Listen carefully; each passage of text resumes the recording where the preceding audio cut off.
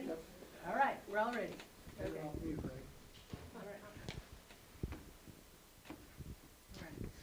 Sionagad, welcome, welcome. We're glad you're here. Brave the storms to be here, a storm that wasn't expected. So thank you all for being here. This is our monthly cultural webcast, second Tuesday every month from 6 to 8. We always broadcast from here.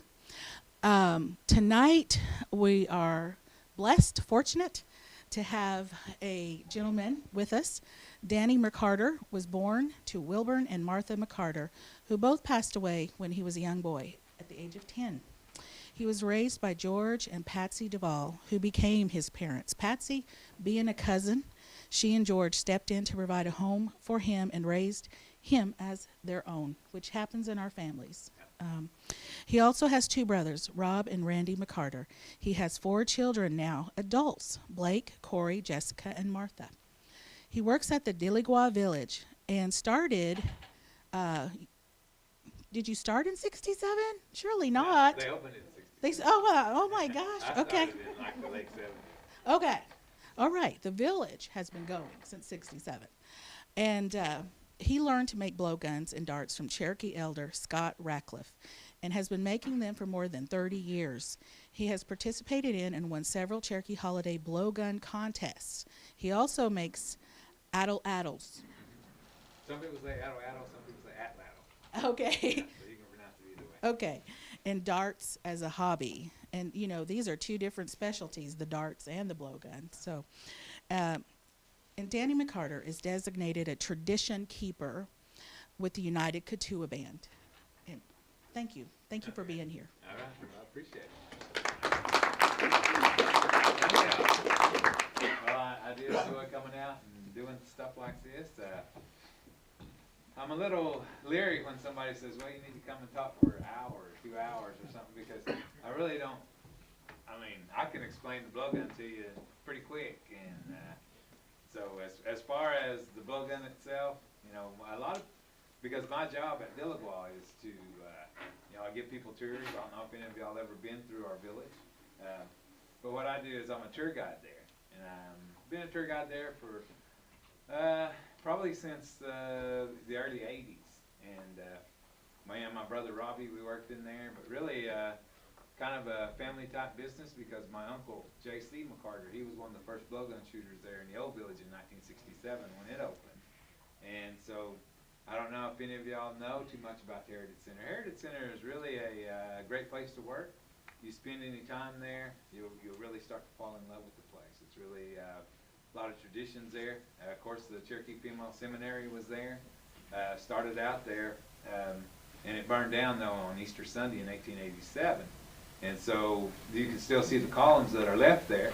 But instead of rebuilding it there, they moved down to downtown Talifal and built it there. And that's what Northeastern State University is built around. Excuse me. It's the, Oh, okay.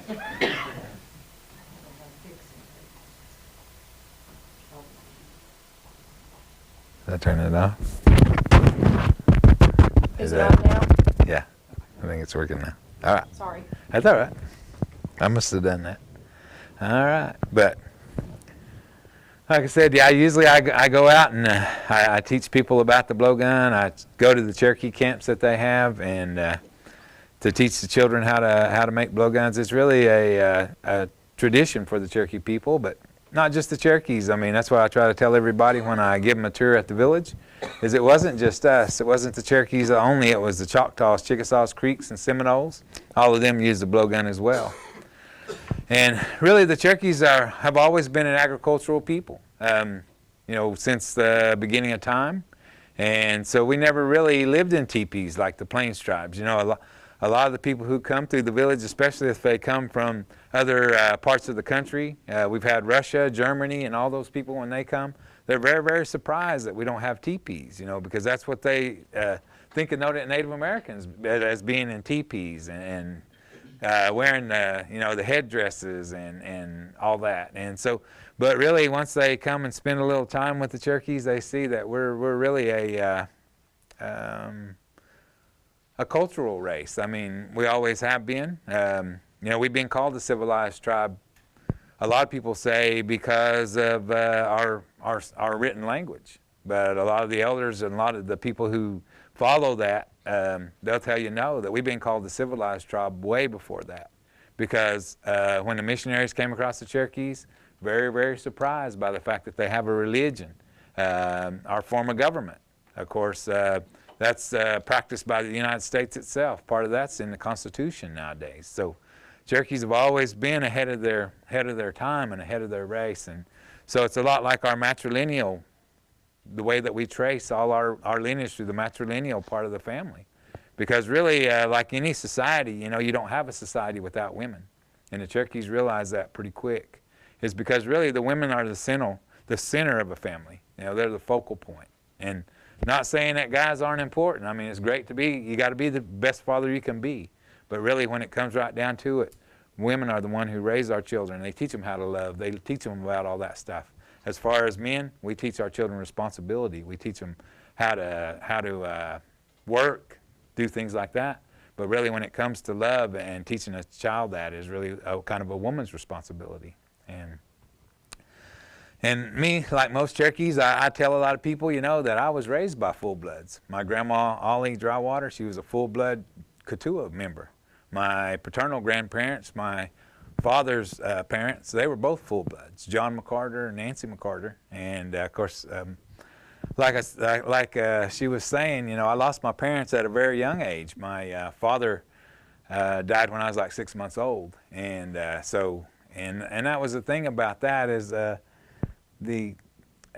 right after John F. Kennedy died in November, my father died that December after that. So kind of one of those kind of deals, you know, you kind of follow that. And of course my mother passed away about 10 years later. And so, but like I said, mother's very, very important. Even though I only had mine for 10 years, taught me a lot about life. Really was the center of my world. And so, of course, that's why most Cherokee men are that way. I mean, I know you guys don't like to say it, but most of us are mama's boys. You know, that's what we always are. So it's really just the way it is, and that's the way it should be. And so, but I was raised by Pat and George Duval, like she was saying, and I lost her when I was about 40 years old, and let me tell you, it's really no different. When I lost my mom when I was 10, I lost my mom when I was 40. It still hurts. There's really not too much about that changes. And so, but I don't think I'm here to talk about that stuff. I'm here supposed to be telling you guys how to make the blowguns. And really, like I said, the blowgun was used by the Cherokee to hunt small game, birds, rabbits, and squirrels. This is usually a Cherokee child's first hunting tool before the bow and arrow. Because in the early 1700s and the times before that, Cherokees, like I said, are agricultural people, have big gardens that are grown all through our villages. It's really the responsibility of the small child to keep out the birds, squirrels, and rabbits. That's what the blowgun's used for. Now, blowguns are made from the river cane. And that's one thing about the Southeast tribes, not just the Cherokees, all the Southeastern tribes, river cane. That's really a great material. We use that for our structures and our furniture and our weapons. You'll see a lot of river cane whenever you come to our village. Or even if you go to the Choctaws village down in Broken Bow, river cane. That's something that we all use. It's a very, very hardy plant. And a lot of the Cherokee people, we try to emulate river cane because river cane is one of the toughest, hardiest plants you'll ever find. You can dig it up, you can burn it, you can do whatever you want with it. It's always going to grow and prosper. And that's what we always wanted for our tribe. And that's the way our tribe is. You know, we came from the Southeast. We ended up here in Oklahoma. We still prospered. We still made something out of nothing. And that's the way the Cherokees are. Very, very hardy, very, very durable people. And a lot of that, like I said, has to do with the fact that most everything about the Cherokees goes back to religion. I mean, really, most of all you guys know, you know, your grandparents, your parents, that's all they, you know, that's what you learn. That's what they teach you. They teach you about religion. And, you know, we learned that at a very early age. And so that was one of the, I could tell you all kinds of stories about that kind of stuff. But, I mean, I'm sure you guys know it. I mean, you probably heard that. You probably heard all that from your parents and your grandparents. You know, you hear those stories. And so, like I said, I was lucky. I was raised by full bloods. And so I really have that that mindset, that same thing, and you know, as a lot of y'all do. I mean, you know, but let me tell you a little bit about the blowgun though. Now, this one right here, I gathered this myself. Now that's the thing about river cane too, is it's really, really picky, because really whenever you go down and get your river cane, you don't go down and just grab any piece that you can. I mean, really, you got to be really pretty selective about your river cane. Now when you go into the woods, and this is the way the river cane grows, the way that you're shooting it is from the ground up. And the reason why is because it's always bigger on the bottom and it shrinks as it goes to the top. Now that's only around Oklahoma though. If you go back to the southeast, the Choctaws in Mississippi, the eastern band of Cherokees in North Carolina, their river cane kind of leans a little bit more toward bamboo. I mean, it'll grow big, but it'll stay big all the way through. Usually it's the same diameter on the bottom as it is to the top. So really it's a little bit more like bamboo. Now this here though is really true river cane, because in the way that you can always tell is because this is the bottom. This is where it was growing out of the ground. Now whenever you start to come up to the top, you're going to notice that gets a lot thinner as it goes up. And really it's almost like a natural choke, because whenever I blow it through there, it doesn't really make a lot of noise. It sticks right in. Now, if you listen to the guys back in those areas, they shoot these bamboo type blowguns, you'll hear their breath come out the end of it, just kind of poof, whenever they shoot. So, but I went down and picked this one, and really whenever you're looking for your river cane, and this is one of the things a lot of people don't realize, is that when you go down to get your river cane, you don't want to get your river cane right next to the water, because really that thing has soaked up all that water. So really it takes a long time to dry it out, and sometimes you can't really get it all the way dry. You want to get your river cane as far away from the water as you can find it, because river cane doesn't grow right on the water. Most people think that it does, but really it doesn't. Where we gather this is right over here behind the Heritage Center. We've been gathering that river cane there for, 60, 70 years, because when the old village was built in 1966, that river cane came from that same area. And that river cane from that same area is also what built part of our new village. Because river cane, like I said, it's a very tough and hardy plant. But when you go down there to gather it, you don't want to gather just any kind of cane. What you're looking for is you're looking for the more mature type. Because whenever you pick it, see, a lot of times you'll see people with blowguns, they'll have the notches right here where those leaves are coming out. If you get that close to the ground, that thing's only about a year or two old. So really it is like a little kid. It's really not developed quite that well. So when you try to dry it out, it's going to shrink very small. It's going to get kind of crooked like this. So really, like I said, you're better off to try to find your river cane where the notches are up here. They start about the 4th or 5th joint. That tells you that's about 4 or 5 years old.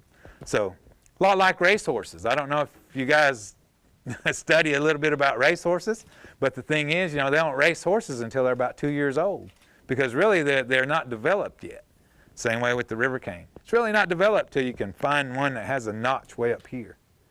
And so that's the one thing a lot of people don't understand, because when you cut that river cane, you try to make a blowgun out of one that has the notches all the way up, you're not telling what you're going to get. It's going to shrink down. It's going to kind of get twisty and curvy. But when you get one that's pretty mature, that's the way it's going to come out. And my grandpa was always the one that used to tell me that river cane is a lot like people. Because when you go out there to gather your river cane, you always want to try to find the straightest piece you can find. Don't take the really crooked ones. Now you can take them. You can take those, you can cut them, and you can heat them over the fire, because that's the thing about river cane. It gets really flexible when you heat it up. And you can bend that thing and straighten it out. But the only bad thing about it is once that thing starts to grow old and seasoned, it'll try to go back to the way it was when you found it. And they say that's a lot like our children. No, you raise your children to be straight and honest. When they become adults, they'll stay that way. Same way with the river cane. And that's one of the things about our elders, always telling us stories. Now, you guys probably heard all that, because that's like when I was a little boy, me and my brother, we, try, how you poke fun at people, say things about people. Well, my grandma was the one that would always say, don't do that. Don't talk about people. Don't make fun of people, because if you do, that's why your children will come out. And so they always do things like that. And really that kind of teaches you to, without really being forceful, because if you'll notice, Cherokee people aren't really that forceful. They're not really pushy. I mean, really they're very, very gentle, very, very soft-hearted. And that's the way my grandma and grandpa were. And so, I mean, I can tell you a story about that, because when I was a little kid, a friend of mine brought his peanut butter and jelly sandwich to school. Had his mom cut the crusts off. Gave me half of it. And I was like, all right, so I'm eating it. And I'm thinking, that's pretty good. So when I get home, I tell my mom, next time I get a peanut butter and jelly sandwich, I don't want the crusts on there. And my mom, most times, what are you going to say? You're going to eat it like I give it to you. That's what most people are going to say. But my mom looks at me and says, Denny, the crust is what makes your teeth hard. And see, and I was like, all right. So I didn't think nothing else about it, just start eating. And so, instead of making something out of it, she tells you a story, and you just believe it. So, and that's the way most Cherokee elders are. But like I said, we were talking about the blowgun. Now, burning out the joints, that's really a pretty difficult part, especially back in the earlier days, because really back then some people say they split them and cut the joints out and then glued them back together. And then some people say drop the coal down inside of them, push that coal down through there with the smaller one. But once you start to get the metal, though, metal is really what makes it easy to make the blowguns. And it is easy to make a blowgun. I can teach anybody how to make a blowgun in one day. Teach you how to burn it out, teach you how to straighten it. Now, the darts, though, that's really the art part of the blowgun. I mean, that's one thing that I don't care how long you've been doing it, it's still not something that's 100%. Because, I mean, I've made thousands of those darts, but every now and then I'll come across one that doesn't come out very well. So it's one of those kind of deals. And I try to tell people whenever you're making your dart, now, a lot of people do like to carve them out. You carve them out of bow dart, you carve them out of hickory. Any kind of hardwood will make a good dart. And a lot of people will make their darts out of the river cane itself. You can cut this river cane into little thin strips. You can heat it over a fire, and you can twist it. Makes a really pretty dart. And like most everybody, they like to claim that they came up with it. Choctaws like to say they did it. Chickasaws, Creeks, Cherokees, we all like to say we come up with that idea. But it's one of those things that's been around for a long time. But when you carve your dart out, then what you're going to do is, and this is really, it's really a simple thing, but really you don't want to push the knife against the stick. Now most people, that's how you get cut. What you're going to do is you're going to hold the knife steady, you're going to push the stick against the knife, and you're going to split it like that. And then we use thread nowadays. I like to use thread, but back in the old days, deer sinew was the muscle tendon of the deer that they would pull into a string, and so it was very, very trying process. But what you're going to do is you're going to get you about a foot of it, like this. Now I like to bite. I mean, my teeth have gotten dull over the years, but I still like to bite it. Now, a lot of people like to use a knife and cut it. Then what you're going to do is just tie a little knot on the end of it, like that. Bite off the excess. Then you're just going to push it down in there. Now, this is something that's really simple too, but a lot of people have trouble with it. Just going to grab that thread, flip it over like that, put it over the top, and pull it tight. Then you're going to pick you out a pretty good piece of thistle. Now the thistle, that's one of the things, you have to gather this. Now it should be coming out about right now. You guys should be starting to see it.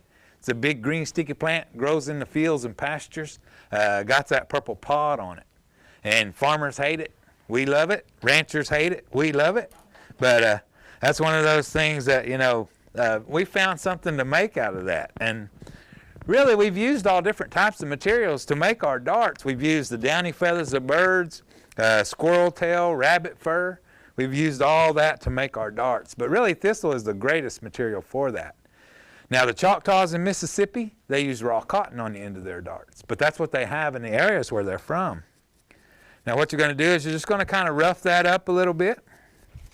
Then you're going to start to pull that brown stuff off the top of it. And that's another thing, patience. Got to have a lot of patience, because if you start to grab it and pull it, it's really going to start to pull that white part out, and you're not going to have anything left.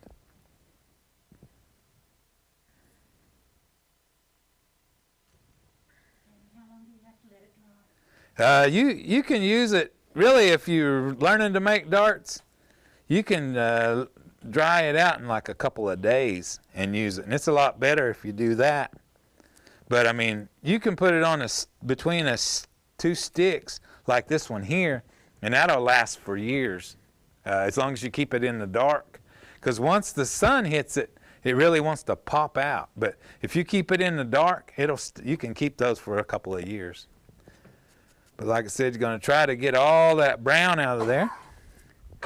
Now, you're going to take that string in your mouth, pull that white thistle out. Now you're going to put it between your thumb and forefinger like this. Knock all the seeds off of it.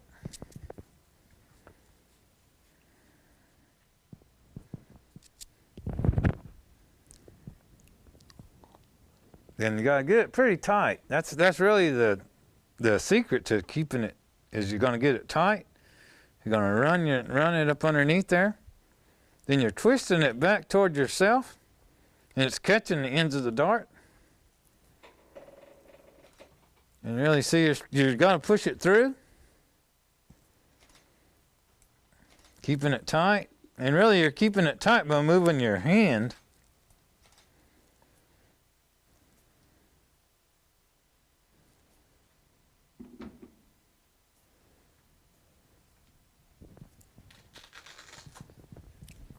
And then what you're going to do is you're going to roll some of it on there. And then some people call this a hitch knot, where you flip it over, bring it back through.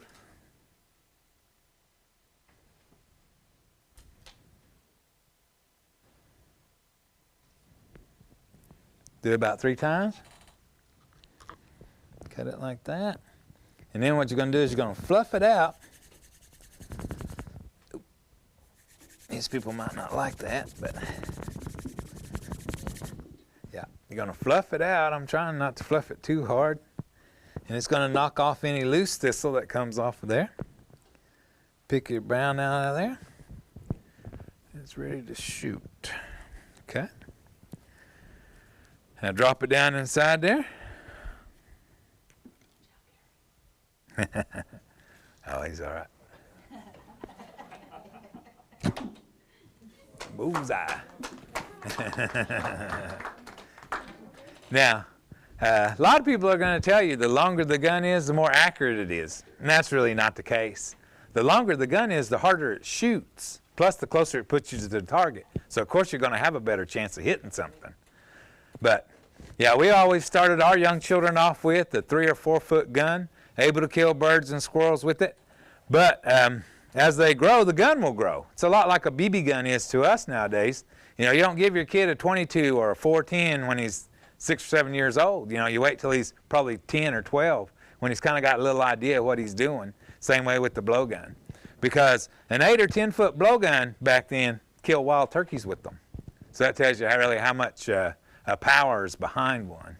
So blowgun, that's like I said, that's a Cherokee weapon, hunting tool, basically. A lot of people come to the village and they think about poison and they think about South America and all that. And no, we never used them in warfare because we never tried to develop a poison for them. A lot of times you see portraits of Cherokee warriors holding a big blowgun whenever they're carrying their bows and their arrows. But really the blowgun is just there to feed themselves. They really never use them against people. So, and that's really the most about the blowgun. But like I said, I can teach you how to make a blowgun one day. I mean, I can teach you how to burn one out. I can teach you how to straighten them out. But really the darts are really the art part of it. That's one of the things that people have the most trouble with. But once you learn how to make one, it's really very simple. I mean, you'll kind of wonder why it took you so long to figure it out. But all right. Now, let me see. Now I can tell you a little bit about the atlatl as well. Now, the atlatl is really not just a Native American weapon. You know, most people when you see bows and arrows, of course you think about Native Americans. And so really, but the atlatl though is a weapon that is so old. They found an atlatl made from a reindeer antler in a cave in France that's thousands of years old. So it was really a weapon that was fashioned by the cavemen, and it was really used to kill the woolly mammoth and the mastodon. And atlatl in the Aztec language means spear thrower. Some people say it means water thrower because they use them for fishing as well. But really the atlatl, great equalizer, being used by just about every group of people in the world. Aboriginal tribes in Australia still using the atlatl. Eskimos in Alaska still use the atlatl. It's very, very effective weapon, very primitive, but very effective. Now really, it's really just an extension of your arm, really is all it is. And it's got a little spur on the end of it. A lot of the first atlatls were made from branches and trees. They really just cut off the fork and leave one end of it. Because really what they were throwing at that time were big thick spears with flint tips on the ends of them. And really all they're worried about is power. Because really all they're trying to do is sink that spear into that tough hide of that big animal. So really they're getting as close as you and I. And so really there's really nothing other than power is what they're worried about. But you know, as time has come along, though, and other people have picked up the atlatl, we know that the Native Americans used the atlatl because DeSoto, who came across the Cherokees in the 1500s, talks about them using a feathered spear against them. And that's what he's talking about is the atlatl. Christopher Columbus, in some of his journals, writes about the Native Americans using the atlatl against them when they came into the New World. So really, it really is a very effective weapon. But like I said, it's a very primitive weapon as well. But we were always able to use it. But nowadays we don't throw spears anymore. They figured out really that spears, big thick spears, got no give to them. And so really you can't get a lot of distance with one. Whenever you try to throw it, that thing's either going to curve up, curve down. So really what really makes the atlatl most effective is the flexibility of the dart. Now we call them darts now, because really that's what they want, is they want the flexibility of them. Now on these atlatl darts here, you're going to notice I only have 2 feathers on there instead of 3. Now that's a southeast woodland Indian trait. We figured out that 2 feathers doesn't really affect the performance of the arrow, but it is a lot easier to tie those on than 3 feathers. And a lot of the arrows that you see the Cherokees shoot nowadays only have 2 feathers on them, because really that is a southeast woodland Indian trait. Now, like I said, the atlatl, though, it's a very simple weapon. Just got that little notch on the top of it. And at the end of the dart, there's a little dimple at the end of it. And really all it is you're going to hook that in there. You're going to catch that. You're going to hold it like this and throw it. I'm not as good with the atlatl as I am the dart, so I don't really trust myself that well. But I give you... the world record for the atlatl right now is 252 yards. That's a guy using a 30-inch atlatl. This one's only 21, and he's throwing a 5-foot dart, and he can throw that thing 252 yards. That's 2.5 football fields long. So, I mean, you got to imagine how much power he can generate from one of these. And like I said, the flexibility of the dart, that's really what makes the atlatl most effective. Because a lot of those guys throw 6- and 7-foot darts, and they are really flexible. So whenever they throw them, if they show them in slow motion, those darts are almost doubling. That's how much energy gets stored before they're released off the end of it. So like I said, it's a very devastating weapon. And it's been used by just about every group of people in the world. The only place that it's really not that evident is Africa. They really... But I guess it's because they have the spears and javelins in that area. But really, there's not as much use of it as they see in that area. But let me see if I can hit that from here. But can't really throw it that hard. Now, if you come to the village, I can show you. I can throw it about 100 and something yards. But really, it's really, like I said, it's just a release of it. And... But there's 4 states that allow the use of the atlatl to harvest deer, and that's Missouri, Montana, Alabama, and Pennsylvania. They allow the use of the atlatl to harvest deer. So that tells you how much force you can generate from one, because I think you have to have at least a 45-pound bow to hunt deer in any state. So, but that's some of the weapons that we'll show you at the village if you come through our tours. The blowguns and the atlatl is not, the atlatl is something that we don't show all the time, but the bows, arrows, blowgun, we show that. Stickball, I'm sure that you guys know about stickball. Stickball was a lot of people, it's really not a game. It's really an alternative to war for the Cherokees, because in that 8-state region where we came from. Now, when I tell people about the Cherokees, you know, most people think that we're from Oklahoma, you know, because we've been here for a couple hundred years. But really, we're not. I mean, our original homeland is back in the southeast. We had a 8-state region of Virginia, West Virginia, Kentucky, Alabama, Georgia, Tennessee, North Carolina, and South Carolina. Those 8 states in that region. We controlled about 80 million acres in that area.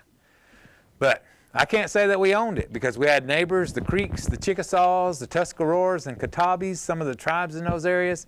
We kind of traded back and forth on the land issues, but probably at our strongest point, we controlled about 80 million acres. So you got to imagine in that 8-state region, there would be little villages spread all through that area of Cherokee people. So of course, we're going to share the same water and the same hunting grounds. Well, anytime we have a dispute, we don't want to go to war over it. We're going to play a game of stickball. Now, stickball, though, y'all guys have probably seen it. Very rough game, but very fair game. Wasn't played on a circular field with a pole and a fish like we see nowadays. That's our social game. Original game was played on a long rectangular field like a football or soccer field. And some of the fields were 100 yards long, some of them were 500 yards long. Some of the fields were half a mile long, half a mile wide, depending on how many people you wanted to play. And at the end of each field, 2 poles driven into the ground for goals.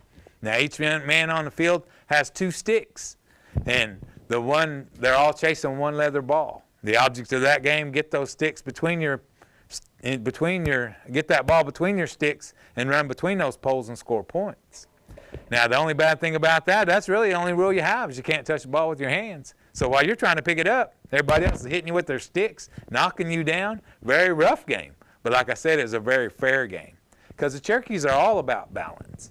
So say this village over here holds 200 people. We have a dispute with another Cherokee village that holds 700 people. That really doesn't matter. You can only put the same amount of guys on a stickball field from each village, 30, 50, or 100. Now you got to imagine, though, if I stuck 100 guys out there at one time, 50 on 50, turn into a free-for-all pretty quick. Well, the way they solve that problem, and like I said, the Cherokees are all about balance. They're going to take those 2 teams, line them up in 2 even columns. Now you'll turn around and face the guy across from you. That's your guy. You want to knock him down, you want to rough him up, but you don't want to knock him out of the game, because if he goes out of the game, you go out of the game. So that kind of kept it even. Well, you got to imagine, though, we're playing for something pretty important. So if that guy across from me is outrunning me and scoring all the points, you can bet I'm going to try to knock him out of the game. So we had a lot of broken bones. We had a lot of injuries. We even had a death or 2 on the stickball field, but we thought that was better than an all-out war and lose 50 to 100 men. So that's what stickball was used for in the earlier times. So that's one of the things, too, that we'll show you is the stickball. And so if y'all ever get a chance to come out there and come through our village and figure out, we can tell you all about that stuff that happens out there. I think one of the things, another thing, too, that I can probably show you, I've showed you the darts and the blowguns. Is there anything else maybe that I can show you? Or? Well, I'm interested in your darts, the construction, and what materials you're using. Okay, on the atlatl or the? Atlatl darts. Okay, what I have here is dowel rods. Now, that's what I made these out of, and these are just field points. But a lot of the earlier ones, the darts are made from river cane. River cane is one of the best materials that everybody uses for atlatl darts. I mean, anywhere in the country. Because really the atlatl is probably a little more popular up around New York and Pennsylvania. If you go up in that area, they have a lot of camps and things like that. So river cane is something that they use even in those areas. River cane it's really such a flexible plant, but also very, very tough. So a lot of times that's what they use. And a lot of times when you see the atlatl darts those guys throw, they'll be 6 or 7 foot long, and they'll have 3 feathers on them instead of 2 like we use. And but also they have the flint tips. They use a lot of flint tips on them. But me, I just throw them around here. So really, I don't. I haven't got to the idea yet to where Arkansas is supposed to start a pick up on the atlatl usage for deer hunting. So Oklahoma will probably come after that. So we're hoping that here in Oklahoma that they'll start that. But right now they are taking deer with the atlatl. So. Those turkey feathers? Uh-huh. Yep. On the turkey feathers, you can, like these right here are the wing feathers, the ones with the stripes on them, and these red ones are the tail feathers. But yeah, and the tail feathers are usually kind of black and red, but they're really still stiff enough to use. And yeah, turkey is, we use that for a lot of our fletchings on just about anything. Turkey feathers, wild turkey feathers. And it's like they're twisted a little bit? Yeah, that's the way that they're cut. You cut them, you split them, and what you're going to do is you're going to make it where that makes that spin. Because really, I have some atlatl darts that have bigger feathers on there, and I put those on there like that to make them bigger. And I can't throw those as far as I can these, but you can really see them spin whenever I release them off there, because those really catch that wind and turn them. And really, a lot of people say that even though your darts and your arrows might not be completely straight, this thing, doing it like this will keep it straight. Whenever you throw it or shoot it, it keeps it in line. Some people call it archer's paradox, I think is what they call it. But really, this putting these feathers on there like that, even if your darts and arrows are kind of crooked, it'll make them go straight because it really twists and turns. It's a lot like we talk a lot about the trade era, because the Cherokees start to trade in 1708, because I don't know if any of y'all ever came to our old village. Our old village that we opened in 1967, it was really a primitive village. It really showed how the Cherokees lived in the 1500s. And so it was,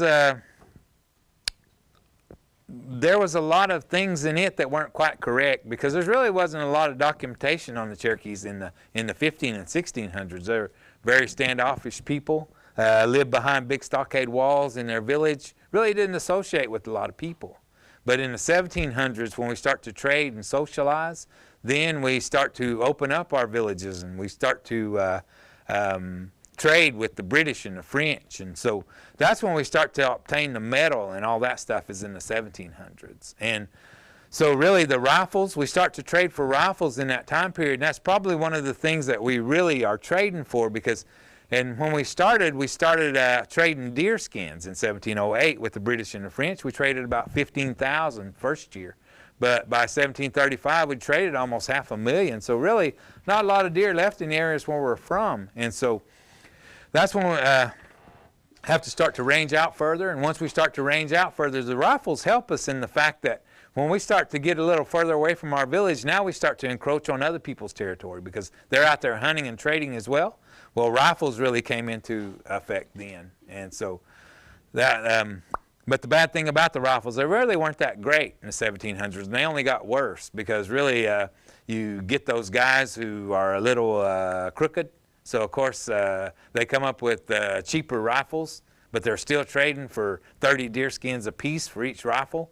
And so the Cherokees start trying to do the same thing. And you know, that was one of the things they talk about, is how we would give them deer skins, but we'd put dirt in the middle of them to kind of make them weigh more, so they would think we were trading them more deer skins. So that was one of those things, you know. And of course, the rifles, like I said, that was really a big trade item for us. But really, they weren't really great quality. But really, they were more of a status symbol or an intimidation factor, because when you look outside, say you're getting ready to go to battle against some guys, and you see 30 men standing over here with rifles.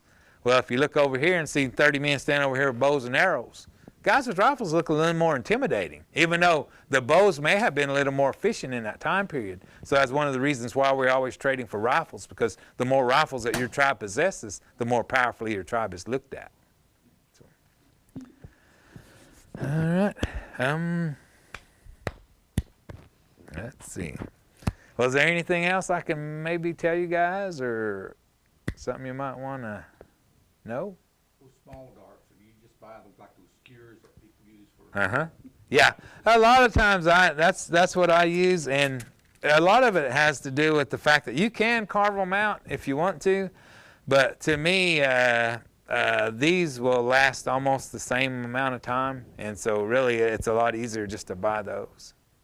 But if somebody wants to hang some on the wall or something like that, I'll carve some out for them. But for the most part, that's the kind I use. And I tell people, because people always kind of look at me when I shoot the blowgun, and they go, oh, "You really think you could kill a bird with that, or you really think you could kill a squirrel with that?" And I tell them, when I was a youngster and I worked in the village, one summer I killed 55 birds. And the reason I know I killed 55 is because every time I'd shoot one, I would pull a tail feather out of it, and we had a hollow stump there, and I'd put that tail feather in the hollow stump.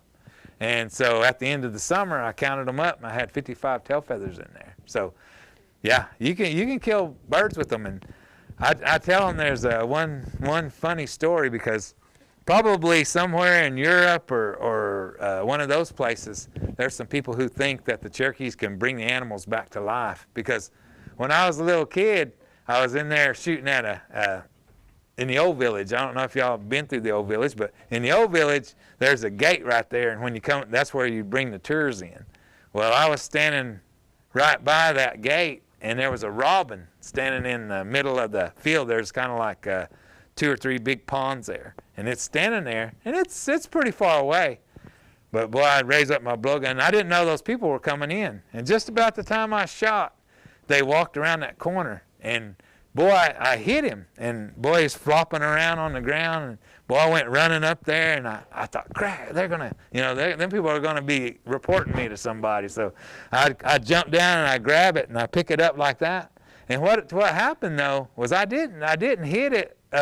If you ever look at a bird, he's got a deal in where his tongue comes out in the back of his beak. There's 2 holes right there, and that dart just happened to go right through that hole. And so the only reason that he was laying there like that is because that dart was tangled up in his wing. So when I picked him up, I looked at him and I just pulled that dart out of there. And when I opened my hand, he just flew away. And boy, those people were like, "What is that?" And did you see that? And so, yeah, probably somewhere in one of the other countries, they're probably saying, "Yeah, those Cherokees can bring those birds back to life." Because, I mean, that bird looked like it was dead. It was just laying there like that, but it wasn't. It was just all tangled up. And so I always tell those people them stories like that. And, yeah, that was a pretty exciting thing. So.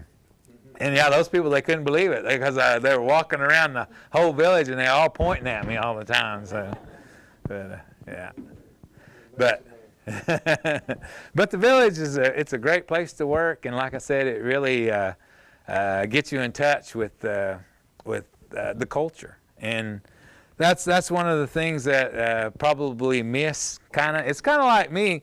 I'm not a Cherokee speaker. That's one of the things I kind of regret is the fact that, like I said, I was raised by full bloods. All my family were fluent Cherokee speakers. My father, and when I say my father, I really mean my father, Wilburn. But when I talk about my dad, I'm talking about George Duval, because he raised me from the time I was about 11 years old. And even he was a fluent Cherokee speaker, And my mom, my grandma and grandpa, all fluent Cherokee speakers. But I just never, I never really, I could understand it probably as a kid, because I do remember I had an aunt that grew up with us, and she couldn't speak anything but Cherokee. And so she would come out on the porch and talk to me and my brother Randy, and all them guys would gather up and they say, "What's she saying? What's she saying?" And to me it sounded like English. I'd just say, "Well, she just said that." And so, but as I got older though, I just kind of lost that. And I think a lot of it is the parents from my generation they really didn't think it was that important to teach their children how to speak Cherokee. Especially, you know, I grew up in town. I mean, I grew up in Tahquah, and so, you know, all the people that lived around us, you know, we didn't have very many Indian people in our area where we lived. So, but my mom did tell me a story, and I never did have one of those stories, you know, where they talk about washing kids' mouths out with soap and stuff like that. My mom told me a story when she took me to Head Start, because when I went to Head Start at the time, I really didn't want to go. I spent all my time with my Aunt Fanny, and like I said, my Aunt Fanny, she was fluent Cherokee. She couldn't speak anything but Cherokee. But so my mom was taking me to school, and I really didn't want to go. I went the first day, but I thought the first day was done. I was like, hey, I'm done. I'm ready to quit. And so, but she took me back the next day, and then my mom was telling me a story to try to make me feel better. You know how moms do. And so my mom grew up. My grandma Ollie and my aunt, you know, like I said, they all talked Cherokee. That's all they ever talked around the house. So they were sending my mom to school, and well, they come around and told my grandma, you got to send these girls to school. And they lived around Vian in that area. So I'm thinking that Dwight Mission is probably the place that she's talking about, because that's really the only school in that area. And so when they come around and told my grandma that she had to send those kids to school, my grandma sent my mom, but she didn't send my Aunt Fanny. And so when my mom got there to the school, they were separating the kids, the Indian kids and the white kids, and they were separating them, sending them. And my mom was really, really light complected, because she had a little Irish blood in her. So when I say white kids and Indian kids, I'm not being discriminatory, because I mean, I got that in my family. So, I mean, but that's just what my mom was telling me. And so they separated them. They sent all the white kids this way, and sent my mom with the white kids, sent the Indian kids that way. So my mom said she sat in class for 2 or 3 days, and she couldn't understand them, because, you know, she didn't understand English that well. And she said, I could understand English if people talked really slow, but, you know, kids, they just jabber. So my mom said for 3 days she was just sitting in the class, and every time they'd talk to her, she'd just smile, because she didn't know what else to do. So finally one day they sent them to the cafeteria to eat, and some of the kids that my mom grew up with, they come and talking to my mom in Cherokee, so my mom starts talking to them. And then that's when the teachers figure out, well, she doesn't understand what they're talking about. So then they sent my mom with the other kids. And so my mom was telling me that story as a kid, because she said, you know, at least you can understand these little kids. But I never did go back to school after that. So that's one of those things. But like I said, Cherokee culture, Cherokee things like that, I mean, y'all have all experienced that. I mean, you know, you talk to your grandma or your mom, you know, tell you stories about that. And so that's a big part of being Cherokee. I think that's what a lot of people who are Cherokee but live outside of this area, you know, they really don't have a feel for the culture. You know, they kind of want to know what it's like to be Cherokee, and you know, so. But a lot of you guys, I mean, you guys all know, you've talked, you know, heard the stories and all that. So that's really what makes you Cherokee, is the fact that, you know, you know the stories, you know the culture, and so. But like I was saying, that's one of the things. If you'll come to the Heritage Center, of course we'll teach you a little bit about that stuff. And I don't know exactly. They have the humanities class. I don't know if any of y'all have been through that. You can sign up to join a humanities class, and the Heritage Center will pay for it. They have it every Monday night, and you can come, and they have some where they teach you the alphabet and teach you a little bit of Cherokee. Also, they teach you about the culture and some of the history. And I don't know if you know Wyman Kirk. Wyman Kirk is the guy who teaches that. So they usually, this is usually where they meet too. They come out here on Mondays, and so then it's really a northeastern state are the ones who you can get credit for it if you take it. But it's called Cherokee Humanities class. Yeah, and I think it starts Monday. Yeah. Because they follow the NSU schedule, I think. Yeah. So they'll be starting Monday. It's been going since about 2000, 2001. Yep. I think I was in the 2001 class, and here I am. That's really what helped me to embrace our culture. Because, Right. you know, you grow up in the culture, but you don't know, like I said earlier when we were starting, you don't always know what culture is. Mhm. How we think, feel, believe, treat one another. It's those things too. Yeah. So the humanities course discusses those things. Yeah. And so it is worth your time to go. Yeah. Wonderful teachers, but it is Monday night in here. And if you contact the Cherokee Heritage Center, Tanya Wagner-Weevil, she's the coordinator for that. It is Yeah. worth the effort Right. coming in. Yeah. Is that recorded or archived or anything? It is not. They have to be here in person. I would love for it to be Yeah. recorded at some point. Yeah. I've approached them before, but we have not been able to move in that direction yet. But it is, it's a wonderful class. You hear wonderful things about our culture and history. Danny McCarter obviously knows more about blowguns and darts. He Right. knows a lot about our culture. So those are the kind of things you learn in this class, and you learn from each other too. Yeah. And so what I remember about the class is there would be young people, elders, there would be people that thought they didn't know a lot about the culture, they knew more than Right. they realized. There were people that knew a lot about the culture. It's a real interesting mix. Right. And so And yeah, and they'll also give you they'll pay you for your gas a lot of times if you. Well, there was a couple of ladies who were taking that one year because they brought me out to talk to the class a couple of times, and there was a couple of ladies that drove from Norman on Mondays and to take the class, and so it's really interesting if you really want to learn about the culture, learn about the history of the Cherokee people. That's really a good class to take, and it's every Monday night, and it usually lasts, I think, from about 6 to 8 or 6 to 8:30 or 9. So I mean, it's not a long class, but they're really good about keeping the classes going. And Tanya usually brings out snacks, so you can come out and eat too, have pop and whatnot. Okay. Is the size of the class, the enrollment limited, and must you be Cherokee citizen to participate? I'm not real sure. That's some of the things you'll have to talk to Tanya about. But as far as the classes limited, I don't think so. I've never seen them with really. I mean, probably about as many people as are here right now. That's usually about what the class has. They don't usually have the full. It's about like it is right here. I think they like to try to at least get 20.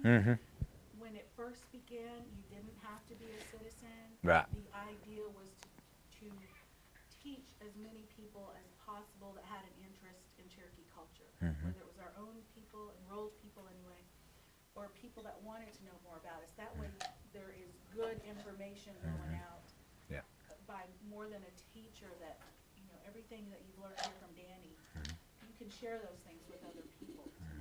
Then we have more experts out there, we have more people trying to teach the culture and with good information. So that's really kind of the idea behind that course that we have, that we create people that know more about us and then know how to teach.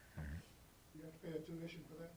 No, No. as a matter of fact, I believe, and I'm not sure, but I believe that you can even get tuition through NSU for free for those that are interested in the college credit. It was that way at one time, Yeah. so that's something you might want to ask. Yeah, if you talk to Tanya about it, Tanya Weevil, she works at the Heritage Center. She can tell you about all that.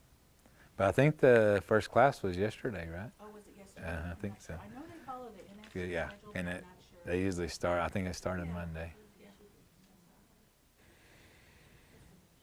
Okay. It's not hard to catch up. No, it's they go at a pretty slow pace because, like I said, they'll teach about the culture and all of that, and then part of the class is about the syllabary. They'll teach you about the syllabary, how to count in Cherokee, things like that, just the basic stuff, because they have the Cherokee Humanities Course 1, and then they have Cherokee Humanities Course 2. So, I mean, It is a really informative class, and like I said, it lasts usually about 2.5 hours, and so they'll get it. It's not hard to catch up now.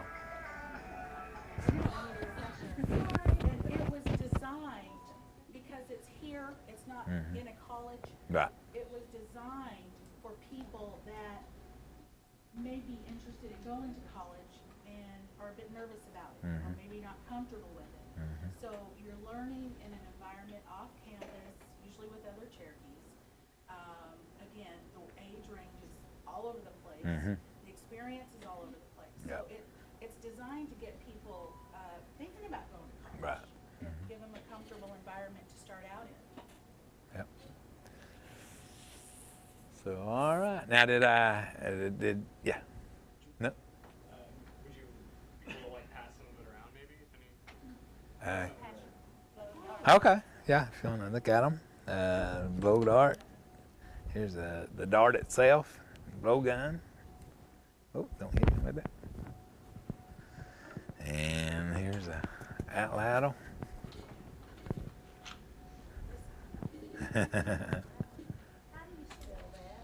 ATL. Yeah, because a lot of people say atl, but atlatl is how a lot of people pronounce it. Yeah. Yeah, I've seen a dog. Yeah, that's about a 4-foot dart there. Yes.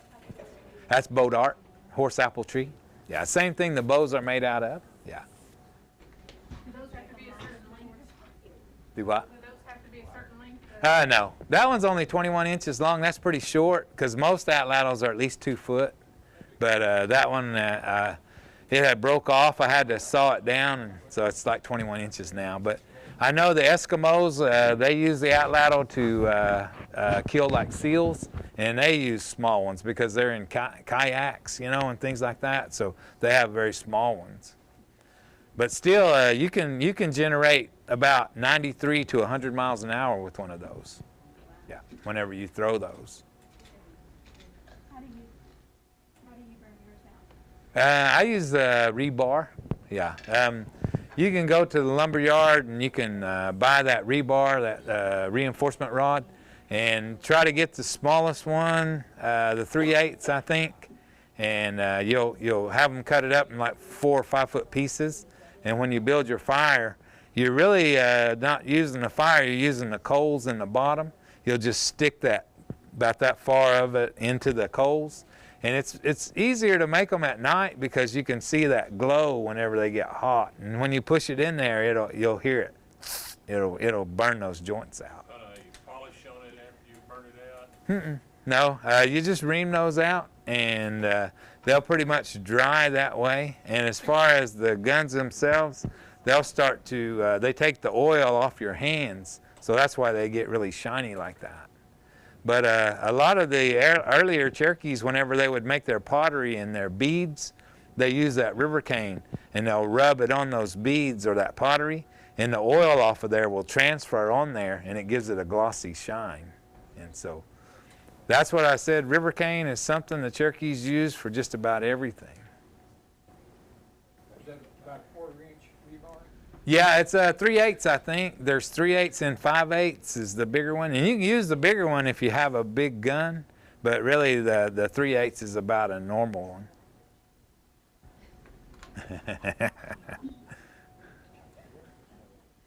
Yeah. Yeah, it's dangerous, ain't it?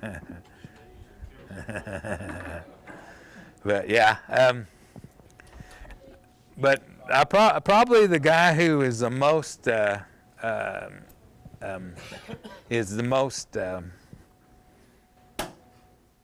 responsible for keeping the blowgun alive was William Cabbagehead. I don't know if you guys had ever heard of him.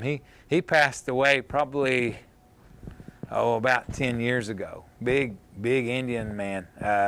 Did a lot of jewelry too as well. And but when I was a little kid, I worked in the drama, the Trail of Tears drama, and William was in there. And one of my jobs was I had a sack full of styrofoam stuff like circles and squares, and I would throw at the very first when the lights come up, I would throw that sack up in the air, and William would take his blowgun and shoot it. And so, yeah, those people really liked that. They excited about the blowgun, and so he really was probably the man that's most responsible for keeping the blowgun going, because in the earlier times there were probably only about 6 guys that shot the blowgun when I was a little kid, because we had those tournaments every holiday. And but then he kept it going, and at one time it was really, there was about 30 guys who would shoot. We had a lot of people who were interested in it come out and shoot, but as time has gone along now, we've lost a lot of those old timers like William, Cabbage Head, James Ossawy, Chester Usawi, and those guys. They were kind of responsible into keeping it going. And so when we start to lose them, we don't have a lot of the younger guys to come out and pick that back up. So, but I had the privilege of shooting against William for a few years anyway before he really got sick, because he had like 2 kidney transplants, I think, at one time. He's really bad diabetic, and so he would get better for a little while when they would do that, but then after a while he'd kind of go back down. But he was really a nice and soft-spoken, very easygoing fellow. And you know, that's the thing about Cherokee people. Most of those people you associate with that, you know, very soft-hearted, very easygoing. And so he was really one of those kind of people as well. Did a lot of silversmithing as well. Thank you. I think we're at our 7 o'clock wrap-up. If there's anything you'd like to finish with, or any final questions? I have a compliment. Okay. You're a great presenter. Well, thank you. I appreciate that. Well, I do this every day. I mean, this is really my job. So if you come out to the Heritage Center, I'll tell you all about it.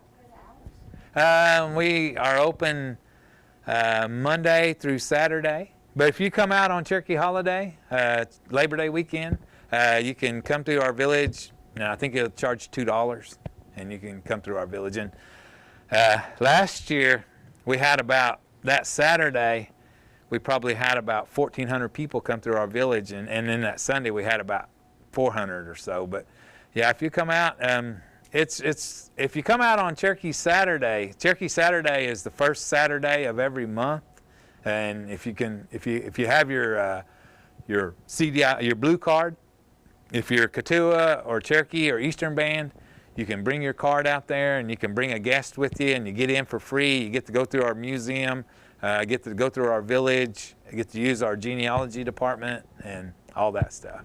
So, first Saturday of every month. We open on Saturday from 9 until 5. Yeah. Our tours start at 9:30, and they run every hour. We have a tour at 9:30, 10:30, 11:30, 12:30, 1:30, 2:30, and 3:30. 3:30 is our last tour. And I think last year during the holiday, I mean, you may not, well, I mean, you can come out on the holiday, but last holiday I had 90 people on one of my tours. And so, I mean, I'm hollering the whole time I'm out there like this, you know, and you really don't get the full experience at that time. So if you can come out, you know, on Cherokee Saturday, bring your card, bring a guest, bring your family, you'll really, really enjoy it. And so, like I said, the Heritage Center, it's really, a lot of people don't realize it, but we're really not part of Cherokee Nation. When the Heritage Center started, it was started by a man named Hagerstrom, and he was a retired Air Force colonel. And he wasn't Cherokee, but his wife was. And he seen a need to preserve and promote the Cherokee history and culture, so he started the Cherokee National Historical Society out of his house in 1963.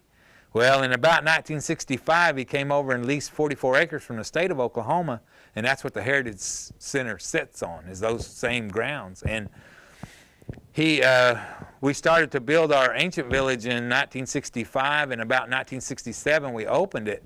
And it was one of the biggest outdoor attractions in Oklahoma in the 1960s. And it really portrayed a more primitive time of the Cherokees. Well, then in 1969, we opened our Trail of Tears drama. And I don't know if any of y'all ever made it to that.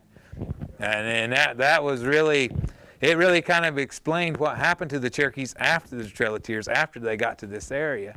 And then our museum opened in 1973. But nowadays, though, Cherokee Nation, they're really involved with us. They donate money to the Cherokee Heritage Center. They pay a lot of our workers' salaries. So they've really become involved with the Cherokee Heritage Center. And so that's one of the reasons why we're able to operate the way that we do. Because really being a nonprofit organization, that's really true. I mean, you don't ever have any money. That was one of the things we were always complaining about. Well, we don't have any money. But but that's always been our motto, to preserve, promote, and teach Cherokee history and culture. And that's what we've been doing since 1967. Is that open year-round? Yes, we're open year-round. We only close the first 2 weeks in January. Is there any group up here that offers like hands-on bow making? Yeah, classes or anything? yeah. If you talk to these guys over here, if you come out here, I think it's like the second Saturday of the month, these guys are shooting bows out here. On the other side of the Marshall's thing, you'll see that open field right there. You'll see those guys shooting bows right there. And you can talk to them, and they can tell you who teaches those classes and stuff. But the Heritage Center itself, we do usually have somebody to teach those classes too. And so, but yeah, if you'll talk to these guys over here, they meet, I think it's the second Saturday of every month. If you just happen to drive by, you'll see them out here shooting corn stalks. It's that big open field on the other side of the marshal's office over there where the trees are there. Yeah, and you'll see them on Saturday. If you'll stop and talk to them, they'll tell you who will teach that class, who will teach a class and when. Mm-hmm. Yeah, it'd be a great thing as a nonprofit, another nonprofit. Mm-hmm. Get a group together in your nonprofit organizations and go visit the Heritage Center. Even if you've been there before, some things may have changed. Sometimes people haven't gone since the drama, Right. and they might be surprised. Yeah, a lot of people come out there and they've been through our old village, and it's kind of sad for the fact that, see, in our old village we were just a seasonal place at that time, and so we were only open from like May until September or the end of August, and so we hired about 50 people. I mean, it wasn't anything to go in the old village, see little kids running around and playing in the pond, and all us guys running around. But nowadays, we only have about 12 or 13 people. So some of those people who came through 30 years ago are pretty disappointed when they get there. But we try to still give them the whole experience and the whole idea. And so, but most people who come, I mean, there's some people you can't please no matter what you do. But most people who come, majority of people, they love the Heritage Center. They love what we offer them there, and a lot of it is the fact that, we love the Heritage Center. I mean, we're not there just because we get a paycheck. We're there because we love it. I mean, it's part of our nature, the culture part of it. Like I said, my family has worked there since the village opened in 1967. And that's true for most. You can talk to a lot of Cherokee people in this area, and they're going to tell you, yeah, my aunt worked there, or my uncle, or my grandma, or my grandpa, because that place, when it was open, that's what it was open for. It was open to generate an income for the Native Americans in this area. And so. Your old village, the same place they had that drive-through boot trail. Yeah, we used to do that stuff. Yeah. Yeah, because we that's the thing about the Heritage Center. We've always tried to do things like that. We have every two times a year we have what we call Indian Territory Days and Ancient Cherokee Days, and we'll have about 2,000 students from the area who come out there, and we show them blowguns and marbles and stickball and all that, and we let them experience that. So. Yeah, check it out, and look at them online, CherokeeHeritage.org. So you can see their calendar and their schedule there. So that's where our story's told as Cherokees. That's the place people go. A lot of us work in culture, but it actually has the name center. Yeah. So if that's where our story's told. So try to support them if you can, and maybe as your communities come together, maybe they can, think about supporting the place where our stories are told. Yeah. And I feel good knowing that when people come there to learn about Cherokees, that you're telling their story, because you're very good. Oh, thank You're you. very good. Thank you. Okay. All right, and I want to give you All right. Well, I appreciate it, fellas. Thank you. Thank you. Thank you. Appreciate it.